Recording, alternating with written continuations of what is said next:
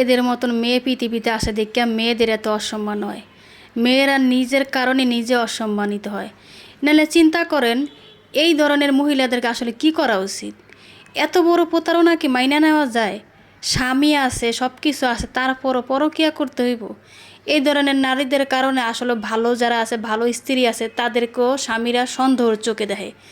এই ধরনের মহিলাদের কারণে এরা আসলে মেয়ে নামের কলঙ্ক। এদের কারণে আরও হাজারো মেয়ে লাঞ্ছিত হয় যারা কোনো দোষ করে নেই। কারণ এই ধরনের নারীদেরকে দেখে কি শিখবো? পুরুষরা কি শিখতেছে? এরা তো পুরুষদেরকে আরও আপনার নারীদেরকে অসম্মান করা, বলার জন্য সুযোগ করে দিতেছে। কারণ আমার স্বামী আমার জন্য বিদেশে গেছে, এত কষ্ট করে টাকা পয়সা রোজগার করে মনে করেন আমার জন্য পাঠাইতেছে। তো আমার এত কেন, মানে কি বলবো, এটা এই ভাষায় বলা যায় না। এত কেন মানে তোমার চাহিদা যে তুমি অন্য পুরুষের সাথে সম্পর্ক করবা?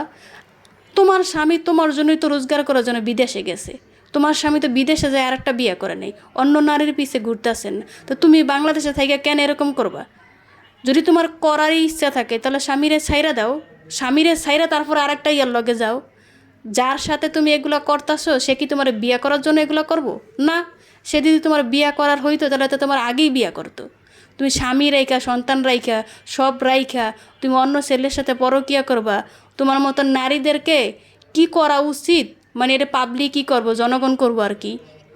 এই ধরনের নারীদের কারণেই মানুষে অন্য নারীদেরকে অসম্মান করে, অন্য নারীদেরকে সন্দেহের চোখে দেখে। কিন্তু এই পৃথিবীতে আসলে সব পুরুষও যেরকম খারাপ না, সব মেয়েরাও খারাপ না। কিন্তু এদের মতো নারীদের কারণে মানুষে মেয়েদেরকে সন্দেহের চোখে দেখে, নারীদেরকে সন্দেহের চোখে দেখে। প্রত্যেকটা পুরুষ তার বউরে রাইখা বিদেশে যাওয়ার আগে 100 বার চিন্তা করবো, একবার না 100 বার চিন্তা করবো যে আমি আমার বউরে রাইখা যে বিদেশে যাইতাছি, আমার বউ না জানি কী করতেছে, না জানি কোন বেড়ার লগে চলে গেছে, কোন ইয়ার সাথে চলে গেছে।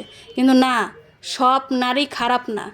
এ পৃথিবীতে এমনও নারী আছে যে স্বামী মারা গেছে 40 বছর, 20 বছর, 15 বছর, 10 বছর স্বামী ছাড়াই থাকে সন্তানদেরকে নিয়ে।